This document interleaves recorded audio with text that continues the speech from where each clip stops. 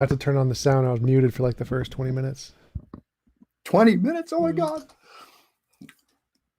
I did an evening program with a Unitarian church, and they didn't let me know that my slides weren't. So I went about 15 minutes before somebody said, none of your slides are moving. I say, what? You could have let me know 10 or 15 minutes ago. It's like, oh, that's intentional. You're supposed to just imagine them. That's fine.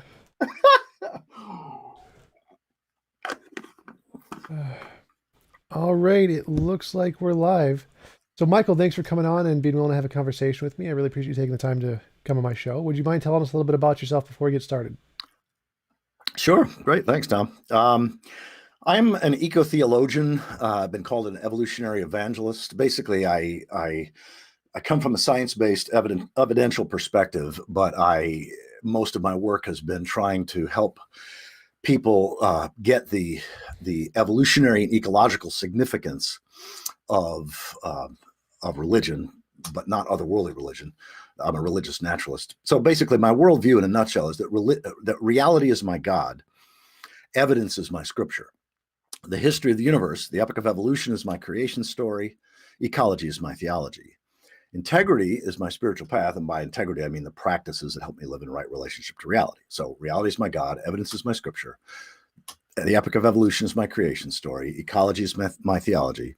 Integrity is my spiritual path, and fostering accountability to the future is my mission. So that's sort of the essence of what I've been doing. Connie and I have been living on the road for the last 18 years. We actually celebrated our 19th wedding anniversary today. Congratulations. We've been living on the road. Yeah, thanks. We've been living on the road for 18 years. So we've spoken to close to 3,000 groups, literally atheists to evangelicals. And what we focus on is where science, inspiration, and sustainability intersect. So that's what we do. And I'm speaking to you from Eureka, California, which is we're staying in somebody's second home here for pretty much the most of the summer. I remember that TV show Eureka from the sci-fi show. I really like that one. Oh, I never saw that. I haven't watched television in close to 40 years. I have an addictive personality, so I gave up TV like in the mid 70s. Probably a good idea. So, what is Yeah, right. religious naturalism? Why do you take the religious stance and apply it to naturalism as opposed to just calling it like science or just naturalism? Yeah. By religious naturalist, I mean, I ground my sense of relationship because if religion's doing its job, it's to help us relate to reality. Science, if it's doing its job, is to help us to understand reality, and both are necessary. In fact, science-based cultures that don't have some element of society that ensures that the future is not compromised by the present can develop technology that actually becomes ecocidal. So I'm a religious naturalist in that my sense of religion has nothing to do with the otherworldly, nothing to do with supernatural. It's all about right relationship to reality, right relationship to the biosphere, the ecosphere, basically the soil, the forest, the water, the life upon which we depend. In all sustainable cultures for which we have evidence, all indigenous or cultures that didn't foul their own nest, basically, that lived in place without destroying the place, they all related to what we would call the ecosphere as if it were God, as if it was a greater thou, not a lesser it. So that's what I'm trying to do, but I'm trying to do it completely within a mainstream evidential understanding of physical evolution, biological evolution, and cultural evolution as our first and only globally produced evidence-based creation story. Why call it a religion? Is because when people say religion, usually they associate that to beliefs of an afterlife, supernatural beings, souls, that kind of thing. Why not just call Yeah, it naturalism or science? you can do that, and many people do. There are, I mean, Connie and I are both on the advisory board of the Religious Naturalist Association, RNA, and the Religious Naturalist Association, really the entire religious naturalist world, um, doesn't want to give up the word religion simply because anthropocentric, human-centered, city-based civilizations are actually thinking that religion is all about beliefism. So if I believe in spirits or entities or otherworldly this or that, then that's what religion is. And it turns out that there's a profound difference when you look at the whole history of of humanity as one story, you realize that the first 97 to 98% of our history, we lived more or less sustainably. That is, we lived more or less within the carrying capacity, that's the ecological term, the carrying capacity of the biosphere. And it was life ways. It wasn't called religion. It was called life ways. And life ways were what ensured that. So what I'm trying to do is basically say that religion has been asleep at the wheel, or worse, religion is basically cheerleading the psychopathic politicians that are driving us over the cliff. And that I'm about as I do everything I can to hit both theism and atheism, because it seems to me that the belief about whether God exists or whether God doesn't exist is precisely the distraction, because the biosphere is inescapably real. And yet, if we've been treating the biosphere as merely a source of resources for us and a place for our waste, then that's ecocidal. So I want to redeem the word religion, meaning that religion is about a healthy relationship to primary reality, the ecosphere. And that's what all of my work is about, basically. You say you rail against atheists. Why would you rail against atheists, since it seems like your ideology would agree? I don't rail against atheists. What I do is, to my mind, the theist versus atheist debate is a form of collective intelligence, a form of collective insanity, in that you've got people who are believing in an otherworldly being, they're theists. You got people who disbelieve in the existence of an otherworldly being, atheists, and yet the vast majority of theists and atheists treat the ecosphere as merely an it to be exploited rather than a thou to be honored and respected. Yeah, I mean, So I think that would be one of my most notorious sermons I preached at the largest cathedral in Oklahoma. And it was called "Thank God for the New Atheists," because I know all the new atheists. Richard Dawkins actually wrote a chapter. I included in my book, "Thank God for Evolution," a letter that he wrote to his 10-year-old daughter. At the time, she was 10. And my favorite criticism, Al Mohler, Newsweek magazine contacted Al Mohler, who's the president of Southern Baptist Theological College Seminary, and he's one of the go-to people when they want a fundamentalist to comment on something. And so he had to listen to my sermon, and he said, "Michael Dowd gives even heresy a bad name." So I actually appreciate the fact that most atheists, humanists, free thinkers, skeptics, are relentless in their trashing otherworldlyism, their critique of supernaturalism and faith-based, believing in old, what old men and old books tell us, and that they keep coming back to an evidential worldview. It's just that in my experience, many atheists are still very much on or at least prior to COVID, still on the techno-optimist bandwagon that, like Steven Pinker, the whole myth of perpetual progress. And I think that is a myth from an ecological standpoint. How so? Because I'm definitely on that bandwagon. And one of the comments Ben Roberts brought up is, why would it be bad to treat the Earth like a resource? Because I do think that, from my perspective, we are on a technological bandwagon, that we are going to continue to grow technologically, and that the only reason that we have to live within our means like we did in the past, like you mentioned, was because of our limitations. We didn't have the option to do otherwise. I see nature as more of an evil source, something that restricts us and binds us, not something that we should worship and live in cohesion with. I think it's something that we need to overcome. Yeah, and that's the mindset that's pretty much got us to this place where I did a 24-minute video that I highly recommend to anybody watching or listening to this, and to you. It's called "Sane versus Insane Progress." It's sort of my 24-minute Pinker takedown video, where I talk about how Steven Pinker and the other prophets of progress very accurately point out how things are getting better and better for a small subset of humanity. And Pinker's got 75 charts in his book. It's awesome.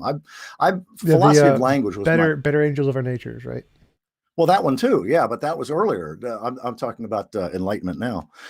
But what he doesn't factor in is that every single system upon which we depend, the forest, the water, the climate, the soil, other species, the insects, and on, without exception, there's not a single system that we're dependent upon or that we rely on that isn't not just in decline, it's in precipitous freefall. And it's technological progress, quote unquote, and economic growth and development, quote unquote, that is progress and development that has actually caused that. And so it really needs to be called what it is. It's technological takeover and ecological self-destruction. So that's the piece where you and I would probably have the biggest difference in terms of, let me say it this way. Can you name for me any human-centered technology, that is any technology that benefits humans but doesn't benefit any other life form, that hasn't caused more problems over time? It just does it over time. You can start with the spear. You can start with fire. Solar power? Human-centered technology. Oh no, the green illusions. I mean, there's a book called Green Illusions by Ozzy Zahner, but then Michael Moore's recent movie, there's just so much that critiques this naive techno-optimism. Let's put it this way.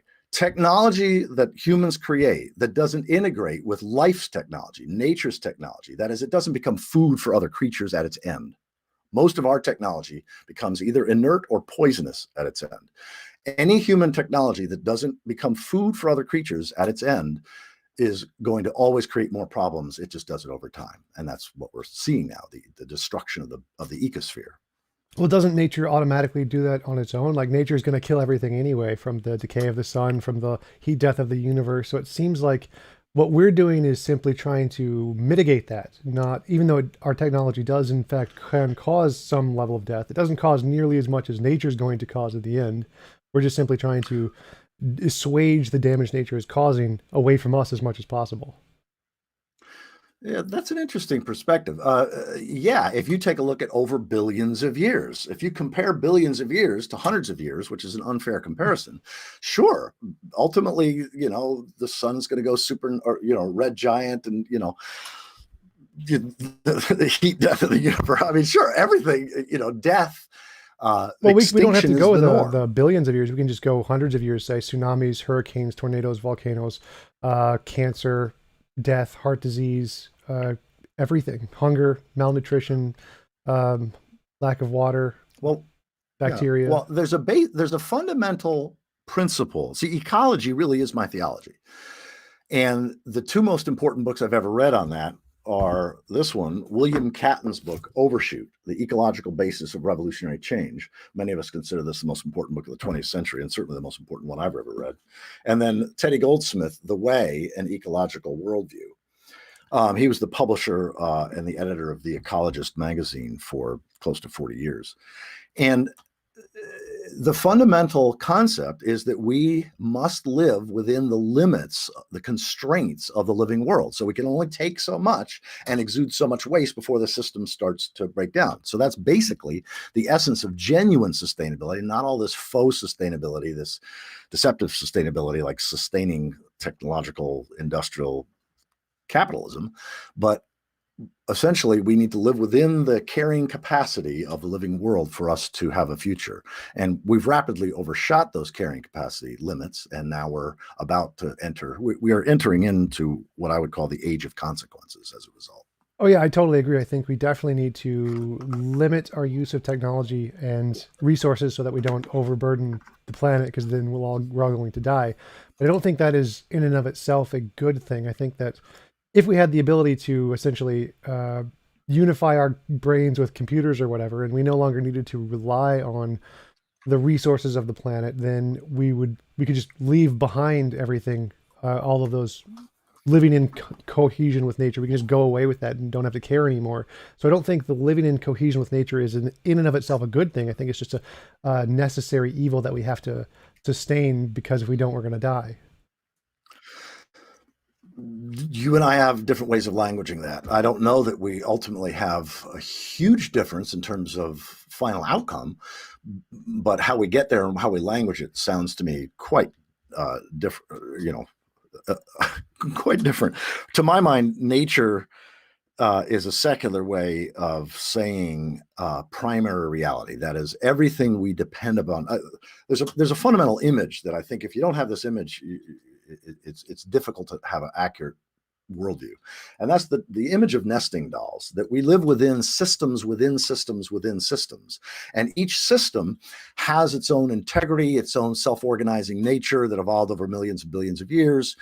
And so the biosphere, for example, is a system. And if we violate the integrity of the ecosphere, that is, if we do transportation, economics, politics, if we do all the things that get us food, that allow us to live and travel and move and whatever, in ways that violate the laws, the way of, again, the way of life, then we are, whether you call it good or bad or evil or whatever, but we're self-destructive. We need to look at the living world as a greater that we need to respect, or at least let's put it this way: we don't know of any evidence of sustainable cultures or non-self-destructive cultures that didn't do that. So it's a matter of, but we're not going to do it in time. So make no mistake, we're going to hit the wall. We're rapidly we're already several decades into what John Michael Greer calls catabolic collapse.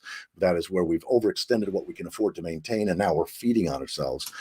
And there are preconditions. There's we know of over 100 city-based civilizations in the last 7,000, 6,000 years that went through the boom and bust cycle. In fact, Luke Kemp wrote a thing in the BBC last year, February 19th, I think it was, called Are we on the path to civilizational collapse? And of course he answered yes.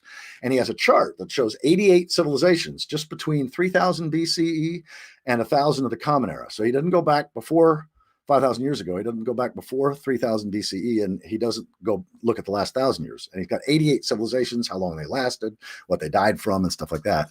And most of them, the overextending, carrying, basically overshoot is why most of them, some climate change, some war, some taken over, some lost a trading partner. There's a number of reasons, but ultimately the triggers that finally did in a society or a culture or civilization couldn't have done what they did without the preconditions of usually ecological overshoot, usually a degradation of resources, basically using, we didn't have the only form of energy before fossil fuels was trees, essentially, and human and animal muscle power. And so once you wiped out all the trees and and the soil washed out, then you had to go take over other places that were, at least economically affordable to do so. And then ultimately, when it's too expensive, then your civilization contracts and collapses. So I'm hoping that we can learn from that to the degree that as industrialism continues the process of contraction collapse, that if there are any humans that survive this bottleneck, and that's an open question. Whether we go extinct in 2 million years or whether we go extinct in 20 years, it's probably going to be in that window. And then life goes on. Species come and go. The earth turns, continents, glaciers come and go. We'll see all of that. And but I'm hoping that there'll be pockets of humanity that survive this bottleneck, and that then come home to reality, come home to right relationship to the living world as a greater thou, not a lesser it. So do you think that's what wakes me up excited?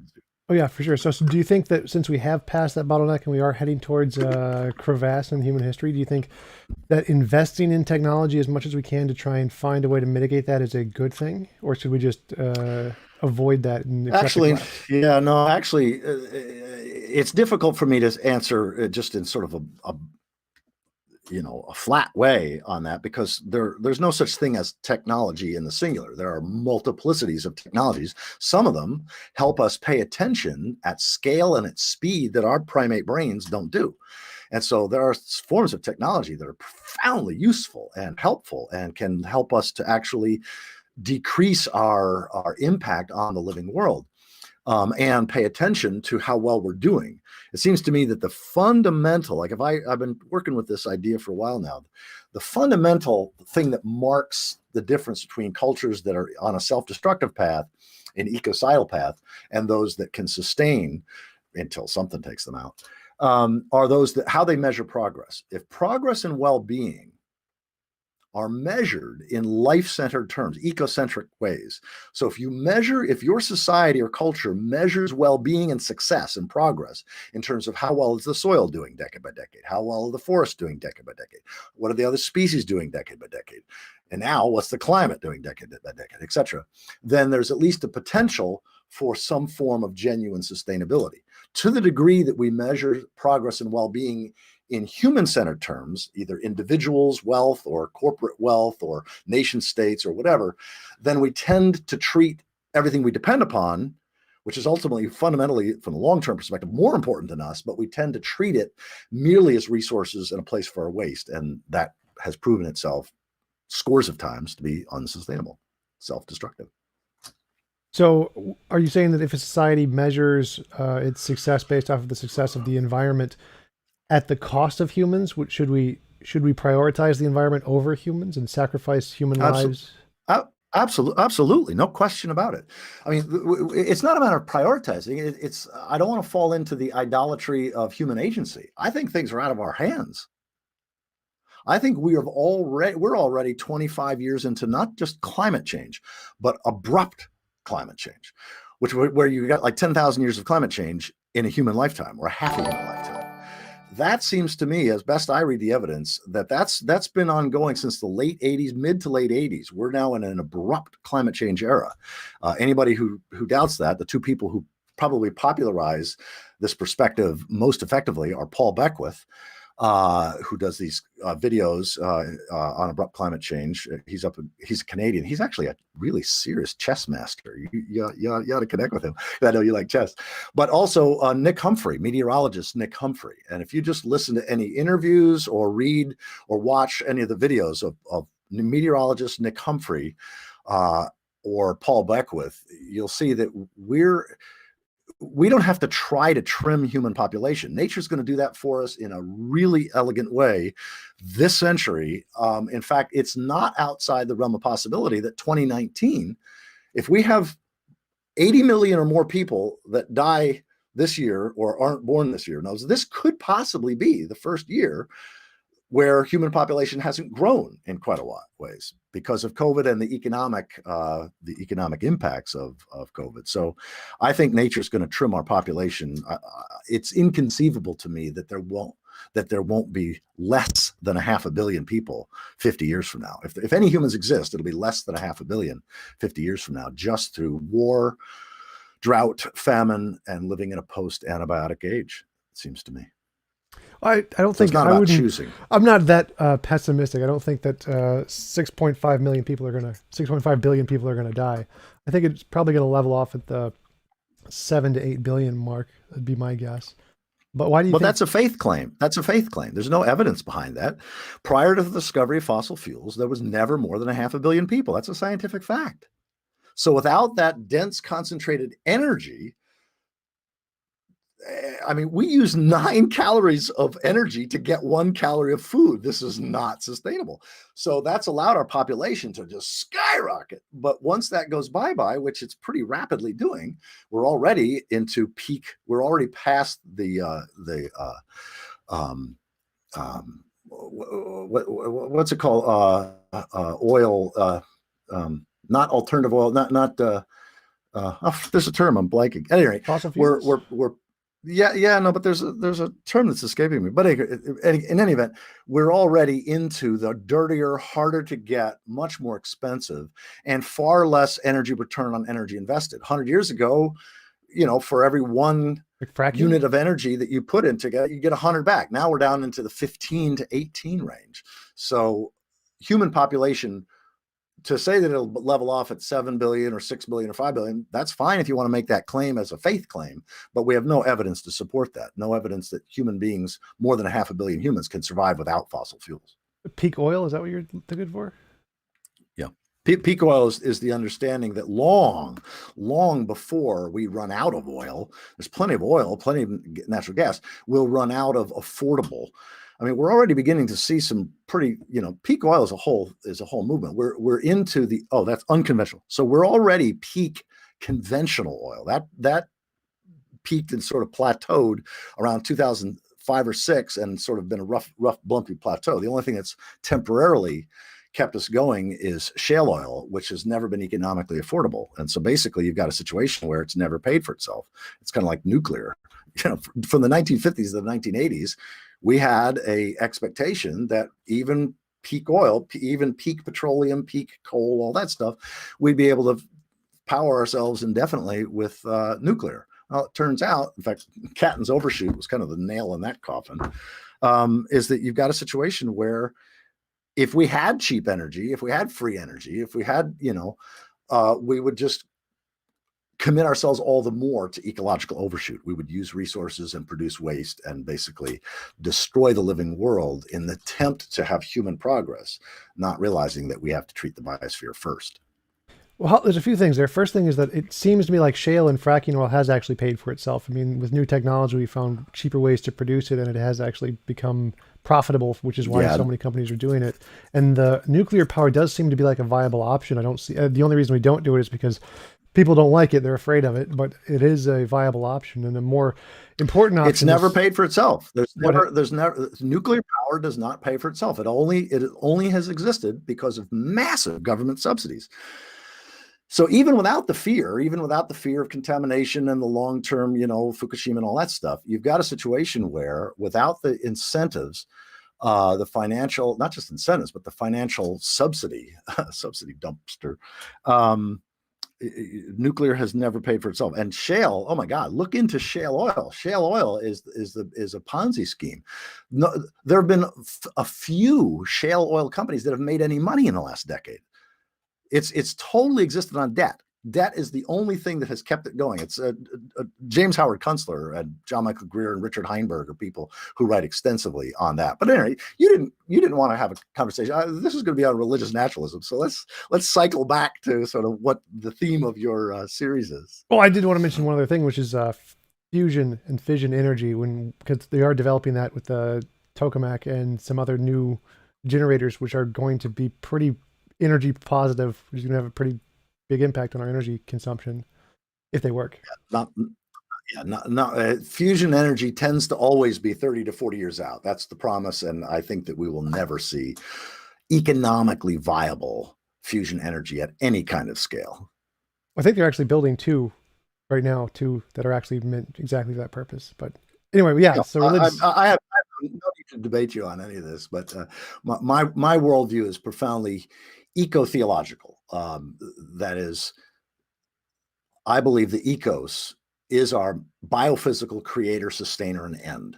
And we will either treat the ecosphere as a greater thou, or we will go extinct. But that's my worldview. Yeah, and mine is more the opposite. I think that nature is. Yeah, you're just more sort of techno optimist or techno control. I a little differently than that. I would say that I think nature is the enemy that we need to overcome. I think nature is the greatest evil, not the good that we should be trying to live in harmony with. We live in harmony with it out of necessity, but I don't think it's something we should look for. I think we should try to overcome nature. Nature is the greatest enemy in my perspective. Yeah, not my worldview. So you're entitled to it, of course, but I don't need to convert you or convince you either.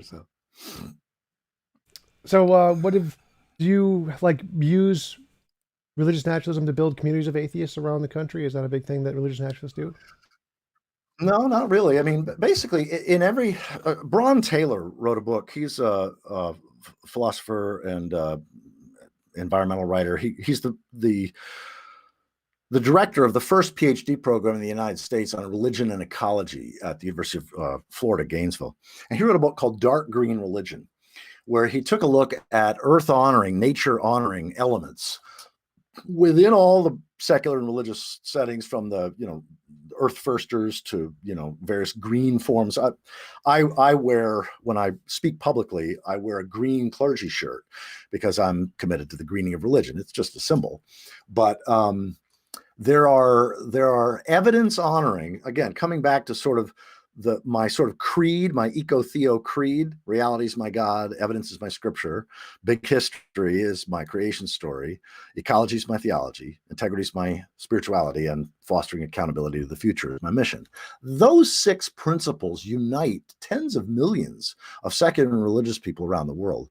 But atheists, like, for example, people who are phobic of God talk, understandably, given how otherworldly it's been used in recent centuries or decades, they don't talk about the God talk. So they'd say reality is my ultimate commitment. Evidence is the way reality reveals itself, and so forth. But there are not enough pockets. I mean, yes, I've spoken to half the Unitarian Universalist denomination. So there's about 1,000 Unitarian Universalist churches and fellowships. I've been in the pulpit of about half of them, about 500. And I would say the vast majority of Unitarian Universalists are religious naturalists. They don't have otherworldly or supernatural beliefs. Some of them come out of Judaism or out of Christianity or out of Islam or whatever. They find, to varying degree, religious or spiritual language can be helpful if it's not interpreted too literally or otherworldly, but they're very much grounded in an evidential understanding of reality. And they tend to be very committed to peace and justice and sustainability and other kinds of trying to better society. So in that sense, yeah, I speak to Unitarian Universalist congregations all over the continent and have for 18 years, but also liberal Christian, quote unquote, progressive Christian churches and sort of the more science-oriented New Thought, New Age. I speak there, but I've also spoken dozens and dozens of times in just groups of humanists, atheists, free thinkers, skeptics. I mean, Michael Shermer is a friend of mine, Skeptic Society.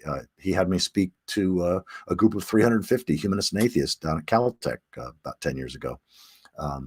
So it's not so much creating congregations of atheists, it's creating, it's sort of doing what I do to help people have an understanding of evidence and an evidential worldview and a sense of, whether they use the word sacred or not, a sense of respect and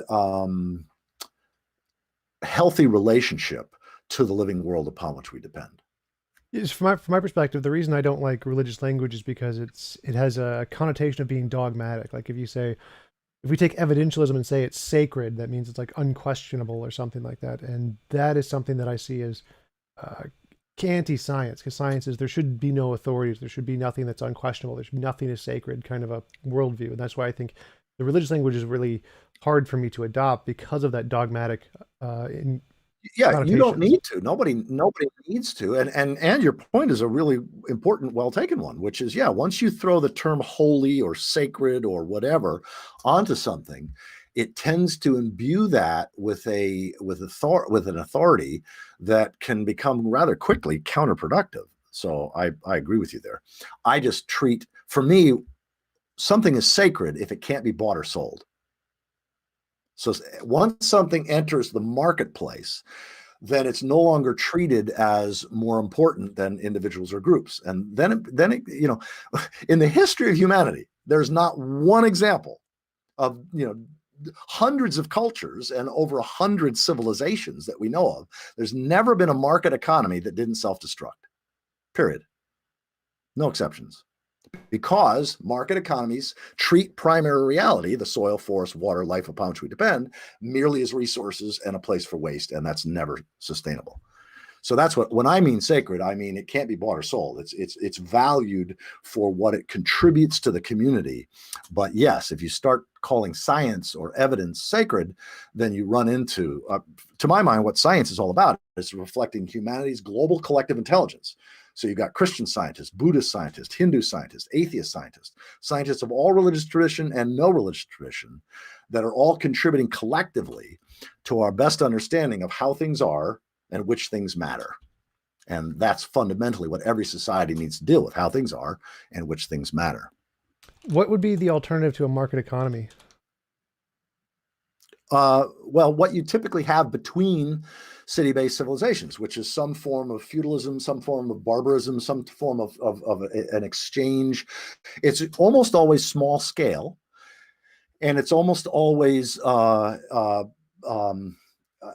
it deals with reciprocity.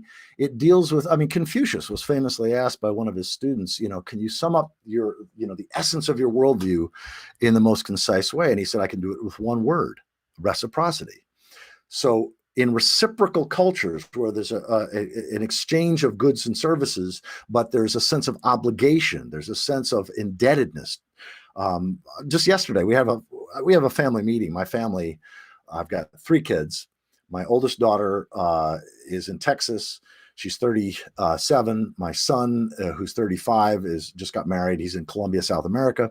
And then my youngest daughter just had a baby. She's in Ann Arbor, Ypsilanti, Michigan. So they and their spouses, and Allison, my first wife, and Connie and I, and her husband, we all get on a Zoom call.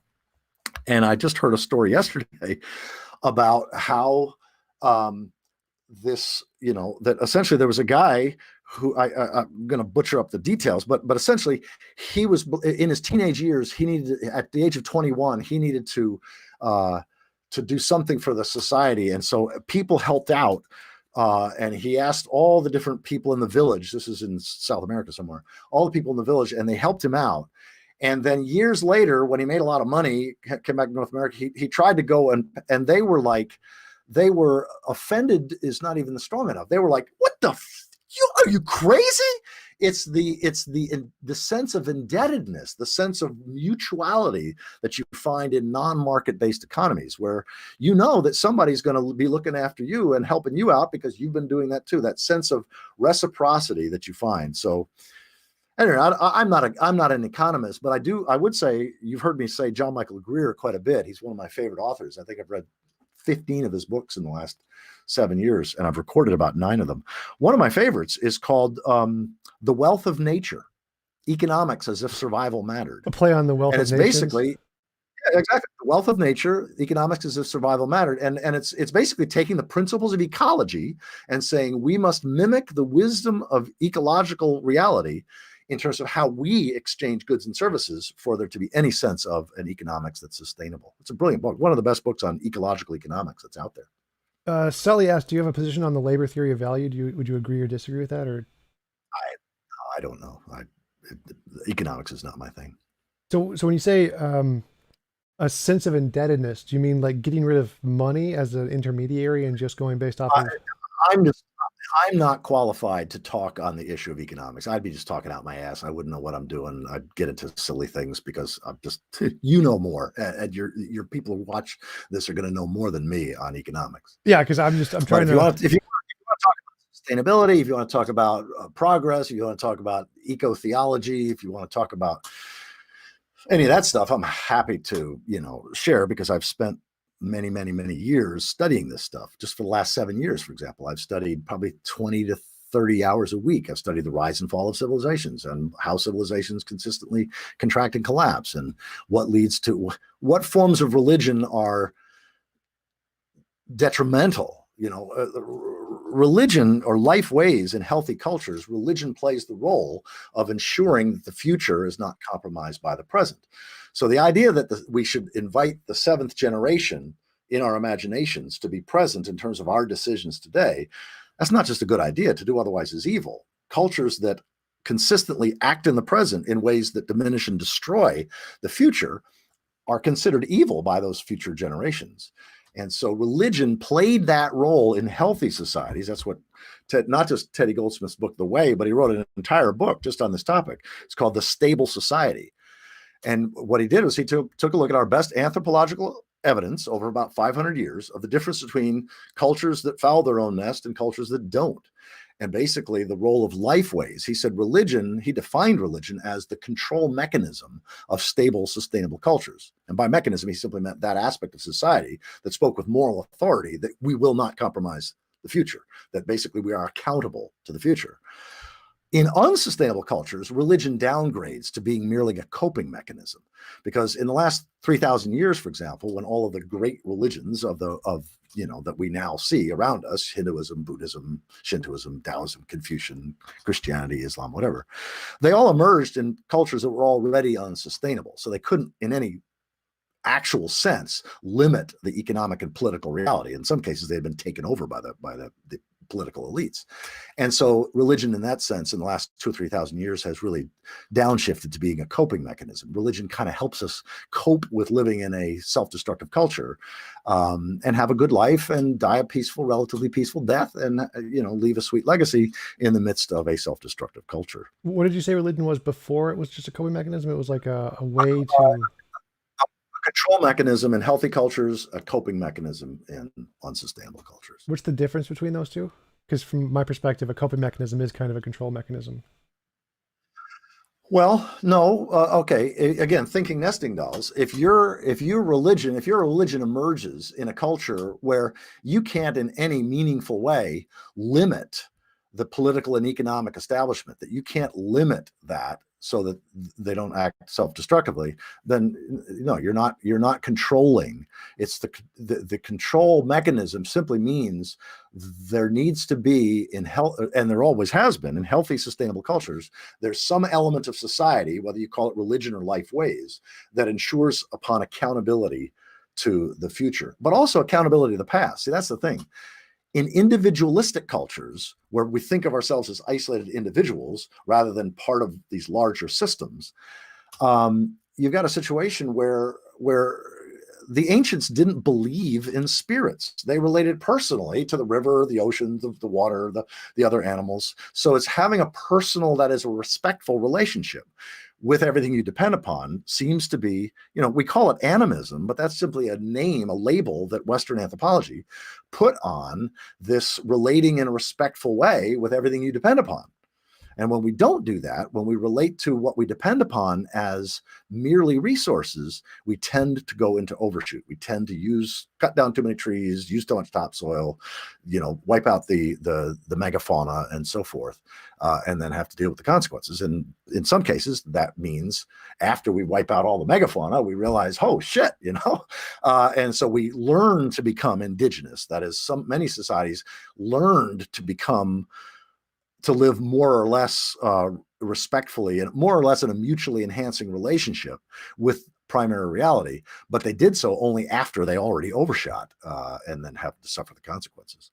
So by accountable to the future and past, would that include like heaven and hell kind of a thing, where you're accountable for your past? Oh my God, no. Well, no. Except mythically, I mean, we're creating hell. It's nothing otherworldly. I mean, we're creating. Oh yeah. I mean, I don't situation. Mean like, do they actually exist? Oh, I mean, okay, like, yeah. Does the idea of the thing what make I'm us meaning, accountable? What I'm meaning is that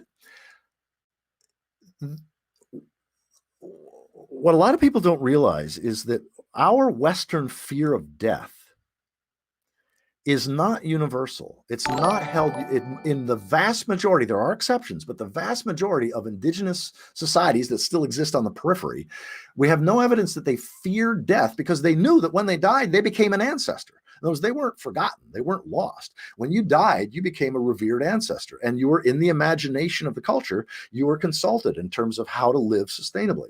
So in cultures that don't foul their own nest, it's like the opposite of the telephone game, where it gets distorted. Basically, you pass on the wisdom of what's been handed down to you, and it's often been interpreted or held in mythic stories, because that's what in oral cultures, that's what we remember is stories that have personification. Basically, that's the key thing, is personification. So holding on to the wisdom that's been passed to you and then passing that wisdom faithfully to your children and grandchildren, that's the essence of how to live in a more or less sustainable way. And so that sense of honoring the ancestors, Western anthropology calls it ancestor worship. It's not ancestor worship. It's honoring what the frick they told us, and then passing that on faithfully to your children and grandchildren through ritual and rites of passage and all that kind of stuff. So that's what I'm meaning. It's nothing otherworldly, nothing heaven and hell, although those in literate cultures, in the cultures of the last several thousand years where we start having literacy that escapes the priesthood and then becomes commonplace, you do see these other sort of otherworldly, whether it's karma in the East or heaven and hell in the West, you find these often otherworldly, certainly otherworldly if you interpret it literally, mechanisms that attempt to control people. So you're right in that sense. They attempt to create behavior. So if you believe that there's going to be an eternal reward and you genuinely believe it, or if you believe there's going to be eternal damnation, punishment, there's a pretty decent chance that you're going to live your life in a somewhat different way than if you didn't have those beliefs. So the practical truth is not factual truth. And the same thing is if you believe in these karmic, reincarnation again and again, that's what a lot of people don't realize, is that beliefs are not for mapping reality. Beliefs are for molding behavior. So it's what David Sloan Wilson, probably the leading evolutionary theorist alive today. He and Ed Wilson and Richard Dawkins are probably the three most significant evolutionary theorists. And David Sloan Wilson has this profound distinction, really useful, between practical truth and factual truth. Is that kind of like Practical Jordan truth, Peterson's metaphorical truth versus, I forget what you call the other one, the actual truth? it may be.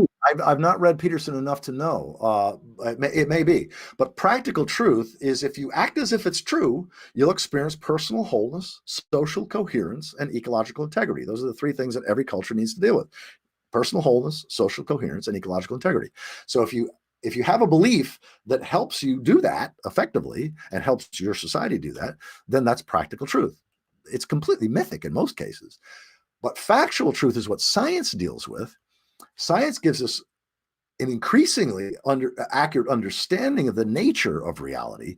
But if factual truth is not also interpreted in a way that's practically true, then we simply create technologies that destroy, diminish, or destroy everything we depend upon, and then ultimately it's ecocidal. So it's not about just knowing factual truth. It's also about interpreting the knowledge in ways that help us live in a way that's a blessing to future generations rather than a curse to future generations. That leads up to a question. Ivo Andre asked, what would be your suggestions to stop or minimize the self-destructive process?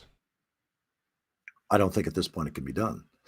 I mean, it can be done individually. We can all make, John Michael Greer calls it using less. We can all adapt to less, Less, less energy, less stuff, and less stimulation. We can all do that, and it benefits our lives, and we feel better about ourselves. And, there's a whole range of practical things that we can do as individuals and small communities that can actually be a contribution. But we are part of a larger global industrial capitalist system that has its own energy, its own dynamic, it's a self-organizing, emergent thing that it we don't have control over anymore. It's on its own. It will run into its own limits of the living world, and then when the rubble stops bouncing, we'll see what emerges out of that. But I don't think we can mitigate abrupt climate change. I don't think we can mitigate any longer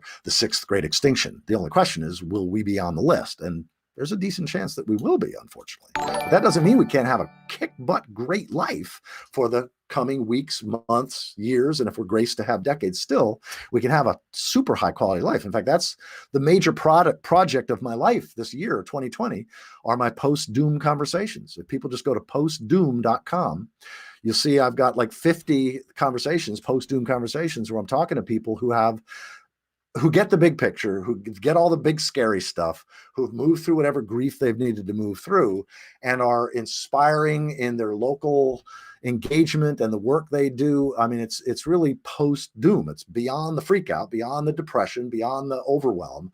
And then how do we stay inspired and help others be inspired to do whatever we can do at whatever scale we can do it, and not try to not worry about or freak out about the systems that are already out of our control. Sally asked a question on that. Have you seen the TV show Dune at all? Probably that you say you haven't seen TV in like 40 years. We asked what your thought was on the ecological themes of that show, because it has a similar kind of. I haven't seen it, but what's it called? Dune, the sci-fi series Dune, because they have a similar ecological theory that you're proposing. Oh, yeah, I know about it, but I've never seen it, and I've never read any of the novels, and I haven't watched it, so no. But yeah, there's some. I mean, even though I don't watch television, that's largely because I broke both of my legs. I'm 61 now, and I broke both of my legs when I was a teenager, and I got addicted to soap operas as well as to Percodan, and I just was watching these soap operas, and I'm thinking, what a friggin' waste of time. And so I stopped watching TV in like 1975. And I think if I've watched 2 programs a year since then, it's a lot. I just don't watch television. And but there's a lot of good stuff. One of the things that we did just 2 weeks ago was we watched the series Will Smith, This One Strange Rock, I think it was titled, about Earth and these astronauts and stuff. Mm-hmm. We loved it. We absolutely loved it. Another question they had about Justin Maurer asked, what do you think about the morality of human reproduction? Do you think that having kids, more than a certain number of kids, is immoral because of if it overextends our means? And then we should cut back on like the Well, number of there's kids. no, yeah, it's a totally legitimate question. There's no question that human population exacerbates every single other problem. And we have 7.8 billion human beings on the planet. The carrying capacity for humans without fossil fuels is less than a half a billion.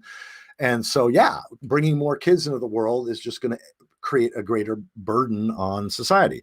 However, what also doesn't usually get factored in is that the richest 10%, the richest 20% of humanity are the ones that do the vast amount of ecological damage. So for every one industrial human that either doesn't reproduce or that significantly downshifts using less energy, less stuff, less stimulation, that's going to be, offset.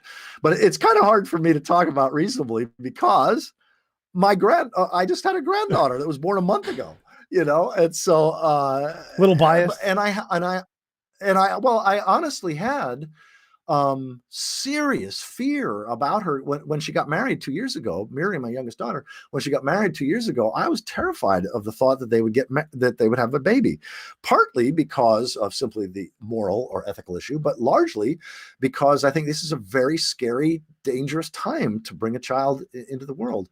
And then I had this wave of trust that flooded over me a year ago, where I thought to myself, okay, worst case scenario is our species goes extinct in the next 30 to 40 years. Would I want my daughter to not, the last generation, to have a mother-child bond? Would I want her to not have that experience? No. And so I called her up and I was in tears and I said, I trust whatever is going to happen. And she ended up having a baby. So now I'm a grandpa again, and I'm hugely grateful.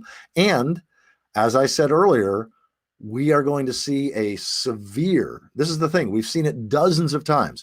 Cultures in their prime, when they're in carrying capacity surplus and they've reached their peak in terms of wealth and progress and power and everything else, typically, usually a half a century to 2 centuries later, the population is 90% less than it was at the peak. We've seen that happen dozens of times. And so it seems to me that we will see, through drought, famine, war, and living in a post-antibiotic age, I can't imagine there's going to be less than a billion people or less than half a billion people, even 50 years from now. So someone asked, how long do you think humanity will survive, and what are your estimates? How do you think it's going to end? Just your speculations. Yeah. I don't know, obviously. I think that given the fact that abrupt climate change seems to be genuinely out of our control, and that there's a thing called the blue ocean event, the BOE. Paul Beckwith talks about this a lot, as does meteorologist Nick Humphrey. But that as there was less and less ice in the Arctic, and all of this heat and energy that was being reflected is now absorbed into the dark blue ocean, releasing more methane, releasing more heat, releasing more methane. This positive we call it positive, but self-reinforcing feedback of Arctic methane and nitrous oxide in the Arctic specifically could wig out so severely that we could see 4, 5 or more degrees Celsius rise in average global temperature, and some regions, of course, being a lot worse than that. We could see that happen in a decade. We could see that happen in 15 years. If that happens, it would be totally a faith claim to assume that humans will survive 4 degrees Celsius rise in temperature. There might be, the vision that excites me is that we don't go extinct this century, that there are, 0.1% of humanity survives. That's 1 in 1,000 people. That's basically 7 or 8 million people surviving in pockets in different isolated, disparate places around the planet, and surviving for another 1 million or 2 million years before an asteroid or supervolcano or something takes us out. Well, who knows? But I'm at peace with my mortality. I'm living this year as if this could be my last, not just because of coronavirus, but that's just a useful way for me to live. I love my life when I live it that way, when I treat it as if it could be my last. And I'm treating this decade as if it could be humanity's last. Do I think it's going to be? No, not really. I think there's a better than 95% chance that at least some of us will survive this decade and the next. But whether we survive another 20 years or whether we survive another 2 million years, it's probably going to be in that window. And then life goes on.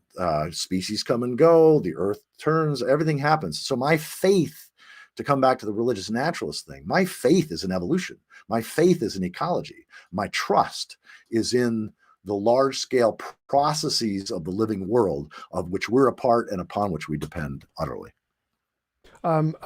Justin Maurer said before you mentioned feudalism, that was one of the kinds of societies that lives self-sustainably or more self-sustainably. Do you endorse the Well, yeah, feudalism, to or say is that it's just, yeah, no, good question. But again, I'm out of my league in talking about it.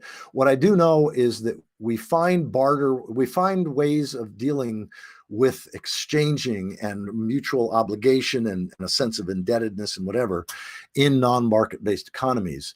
And how that will play out in terms of our future, I've got no idea. And I'm not an expert on how it's played out in China over the various dynasties, or in Egypt or Maya or Aztec. I mean, it's just literally an area I've not researched. So I can't really say. But what I do know is that whatever local scale you can do now to bring some of the economic activity into the households. So we start seeing household economics again, where we start trading with our neighbors. We start being concerned and committed to the well-being of the people within a 2-block, 3-block radius of ourselves. Obviously, this isn't practical in some cities, but nonetheless, what I'm suggesting to people is a great way to live, no matter how scary or difficult or challenging in these contracting times. Get to know your neighbors. Have the best possible relationship with your family, your blood family that you can. The people who you used to be close to, apologize for being a jerk and get close to them again. I mean, there are proven ways of coming back into a good relationship with people that you used to be close to, but now you're not. It's not a difficult thing to do. So having the best possible relationship with family, friends, neighbors, is, I think, going to be a really healthy, soul nourishing, to use religious language, thing to do in these very challenging times in which we live. Well, one question is that the societies that do live more sustainably, like for example the Native Americans, always seem to be taken over and conquered by the techno societies. And so it seems like if we adopt those kinds of more sustainable societies, it puts us at risk of being subjected by the Chinas and Russias who don't really care. Do you think that's kind of a big problem for adopting that worldview? Oh, it's absolutely huge. First of all, that's totally accurate. There was a book that was written, Schmuckler, the Parable of the Tribes, that the idea that once you start mining metals and creating weapons and tools, where it's possible to take over another place and use their resources, wipe out their people, whatever, you're kind of in an arms race. It's one of the reasons why one of my favorite writers, in addition to Teddy Goldsmith, the other writer on sustainability that I just adore, is Richard Adrian Reese has a website called, a blog called What is Sustainable? And he's got, he's reviewed over 200 of the best books on genuine sustainability. And he said, yeah, the bastards always win, meaning that at least in the last 7,000 years, you've got these cultures that will overpower and dominate. If they've got the technology to do it, and you've got enough, sociopaths or psychopaths in leadership, or just power hungry people, once you've got power, political power, that, it tends to dominate. And so, I'm not exactly hopeful. In fact, I could say confidently that I don't think that we're going to choose voluntarily to come into deep ecological balance with the living world. I think we are going to experience the consequences of out of right relationship to reality. And then hopefully these pockets of humanity, wherever they are, we will not have fossil fuels to travel across the world again. So I think we'll never see globalization again. And it's possible that we'll be so fragmented that basically that will eliminate the parable of the tribes thing, simply because so much of the world will not be habitable. Evo Andre asked, do you think we'll be able to colonize other planets and move to like Mars? I don't. I honestly don't. I think that's Elon Musk's wet dream, and that's cool. But no. I mean, we would have an easier job colonizing Antarctica. That's still on this planet, but the idea, just solar radiation will keep us. We'll send robots to Mars, no question. We've been doing that. But mammalian bodies, primate mammalian bodies, will not survive the onslaught of cosmic radiation. So no, I don't see that ever happening. Justin Maurer asked, where, when our ancestors passed down conflicting wisdom, how do we go about determining which one is right? Or more specifically, how do we determine what is the correct way to live sustainably? Well, that's a great question, and it can only be answered in experience. I mean, if you have, let's say, okay, you're an oral culture, or even say you've got literacy, and you have conflicting, ideas. How to live sustainably, that is, how to live in a way that doesn't diminish and degrade everything you depend upon, is going to be different in different regions of the world. So living in the desert, or living in the tundra, or living in mountains, or wherever we live, we're going to have to do that. And the climate is changing so rapidly, the growing zones are changing so rapidly, that what was successful in the past may not be successful in the future. My wife Connie, she actually is, she thinks there's a much better chance that our species will go extinct this century than will survive this century. But she's committed to the trees. Whether we go extinct this century or not, she's committed to doing everything she possibly can to further. It's called assisted migration. There's a whole field called assisted migration, assisting trees in migrating, because no animal can move their seeds now that the passenger pigeon we've eradicated.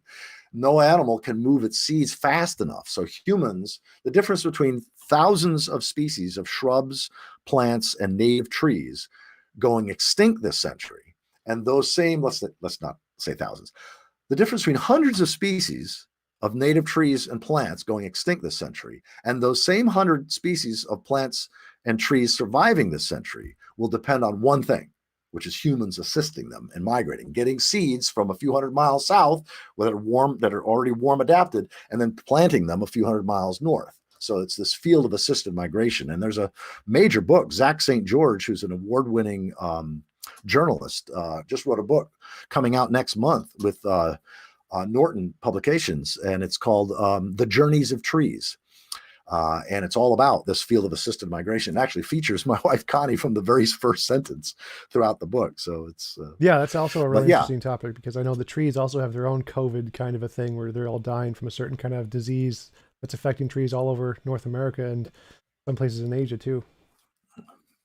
Yeah, well, it's interesting. Gail Zawecki, I think is her name, writes about that in terms of ozone. And then you've got climate. The other thing is that you've got a situation where beetles used to be killed because they used to have enough cold. And now it doesn't get cold enough in certain regions. So you've got the massive bark beetles situation. And yeah, we are likely to be in the early stages of the great conflagration, which is where trees all over the world, not all kinds of trees and not everywhere, but where much of the world's forests burn, which of course will add to the carbon and the methane.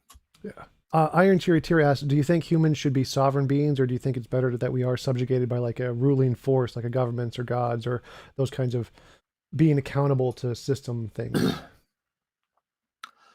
Yeah, I'm not even sure I quite know how to address that question. I mean, we just are what we are. I mean, yeah, I don't think we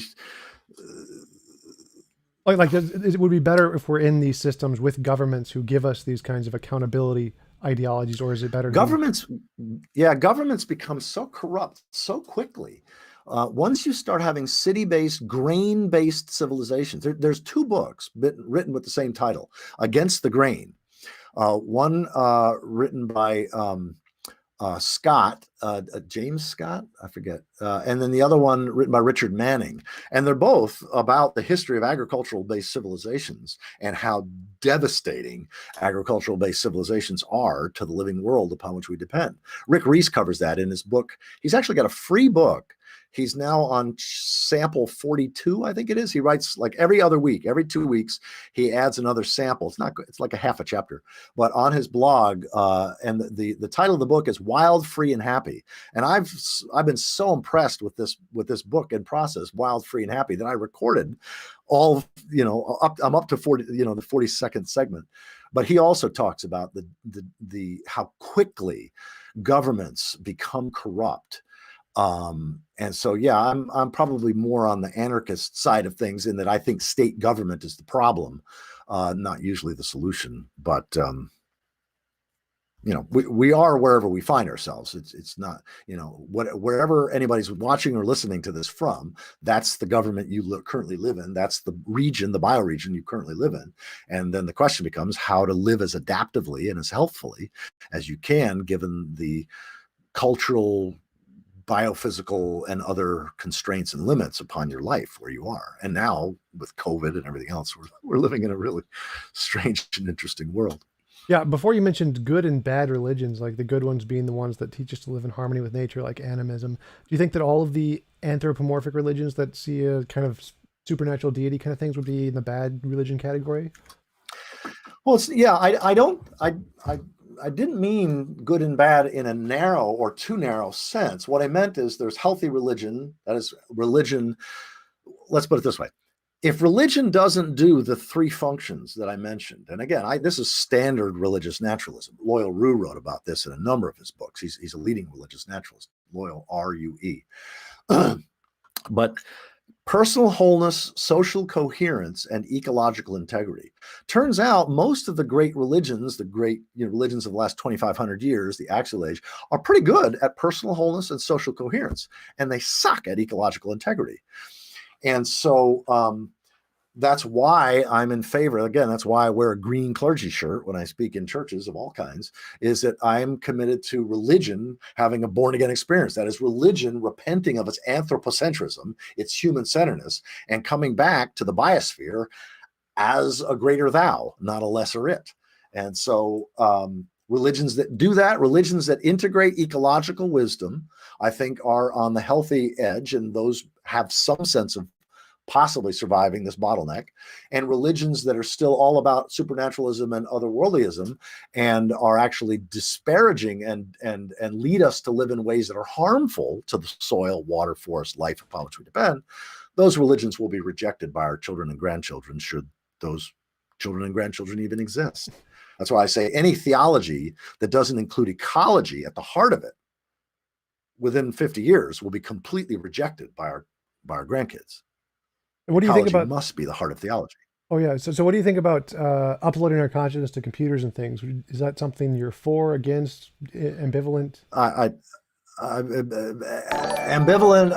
It's not about. I mean, it's going to happen. Whether we're going to try it, there will be, the Ray Kurzweils of the world and others. Will try it. But ultimately, again, anything that doesn't live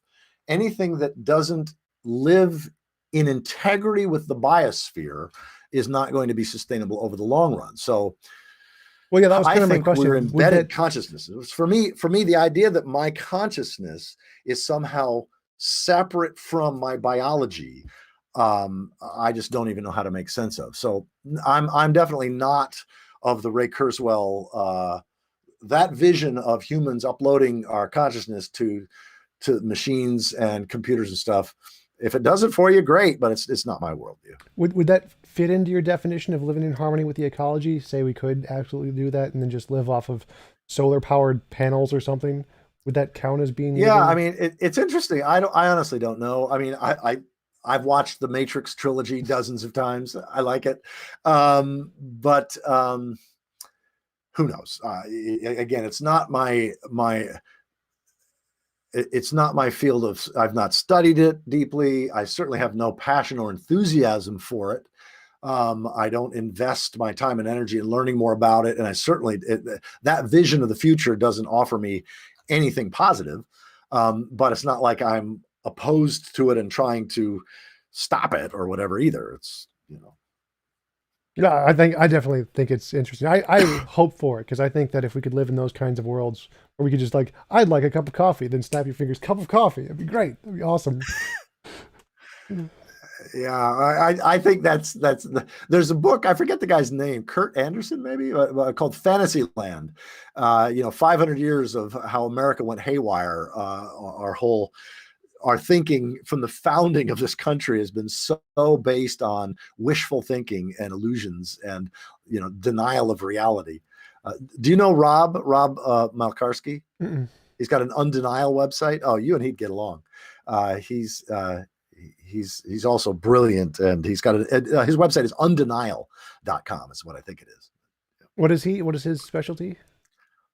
Oh, he's all about limits, and he gets the ecological worldview, but he's brilliant. He's like you. I mean, he thinks he's probably on the spectrum somewhere, high functioning autistic or Asperger or whatever. But he integrates a lot of stuff. He's a sort of a bulldog for Varkey on his his book Denial. But he's very much about Varkey. What is Varkey? Well, there's a book called Denial by a scientist, Ajit, A-G-A-J-A-I-T, I think, Ajit Varkey, V-A-R-K-I. And he wrote a book. Danny Brower died, and they were in communication, and he basically furthered Danny Brower's. So the book is Denial, and it's very popular among a lot of science-oriented people. I think where you and Rob would probably differ fairly significantly, I think, is on sort of, I think you're more techno-optimist, and I think he's less that. But in any case, he's a brilliant guy. He's got a great blog and is contributing in some really helpful and interesting ways. Awesome. I'll check that out. I'll definitely also check out John Michael Greer, because you mentioned some things about him. Did you mention them on stream, or that was all before, right?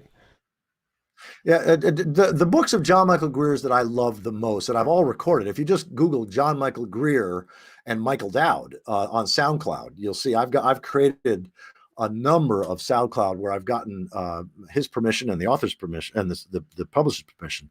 So the Long Descent is fabulous. The Ecotechnic Future is fabulous. The Wealth of Nature is fabulous. Decline and Fall, The End of Empire and the Future of Democracy in 21st Century America. That's awesome. I was so impressed with his book, Dark Age America, which is about, he's saying, if abrupt climate change doesn't do us in, that this is a vision of what's likely in the next 500 years here in North America, given what we know about history. And again, he's one of the world's experts on the rise and fall of civilization. So if the politics unwinds in the ways they typically do, if the economy unwinds in the ways that it typically does, the senility of the elites happens in the way that it typically does, here's what and if the ecology unravels in the ways that we see in paleoclimate data and understanding from historical evidence of how civilizations commit ecocide, then here's what's likely in the next 500 years in North America. And it's a surprisingly inspiring vision of a life in North America in the next 500 years. It's called Dark Age America. So I was the official audio narrator for that. But yeah, I like John Michael Greer. I like Teddy Goldsmith, The Way. I love William Ophuls, this little book, Why Civilizations Fall, Immoderate Greatness, Why Civilizations Fall by William Ophuls. He's probably the leading person who brings the ecological worldview to politics and governance. So how do we govern ourselves? What does politics even look like if it mirrors ecological wisdom? So Immoderate Greatness is a great one. And we had a question. Stephen Tilley asked what were the other names of the other books about the agricultural societies you mentioned and the... Oh, yeah. Against the Grain is the name of the book. James Scott, I think it's James Scott, is the author of one of them, and the other is Richard Manning. And the one about the going downhill, the society's collapsing one? Oh, that was in the BBC where I cover and I mentioned the different resources is my 24-minute Pinker takedown video called Sane versus Insane Progress. So that's up on YouTube. It's Sane versus Insane Progress. And I talk about that. Luke Kemp wrote a piece for the BBC called Are We on the Road to Civilizational Collapse? And he has the charts with all the different civilizations and stuff. But this little book here, Apologies to the Grandchildren by William Ophuls, the subtitle, Reflections on Our Ecological Predicament, Its Deeper Causes, and Its Political Consequences. So he writes these little things. He's also well known for stuff that he wrote decades ago. But these, William Catton, his book Overshoot, The Ecological Basis, the single most important book I've ever read in my life. William Ophuls, Teddy Goldsmith, John Michael Greer. Yeah, these are some of my favorite authors. Oh yeah, thanks. Because some people were asking about the names of the books. Sure. There's also a question do you think that ecotheism and techno-positivism are at odds? Like, for example, Denmark is like 72% renewable energy. Is it possible to be both technologically advanced and not ecotheism or anti-ecotheism?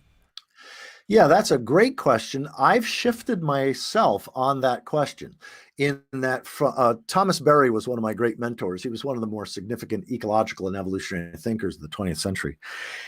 And so I was introduced to his work in 1988. And so ecology became my theology pretty much in 1988.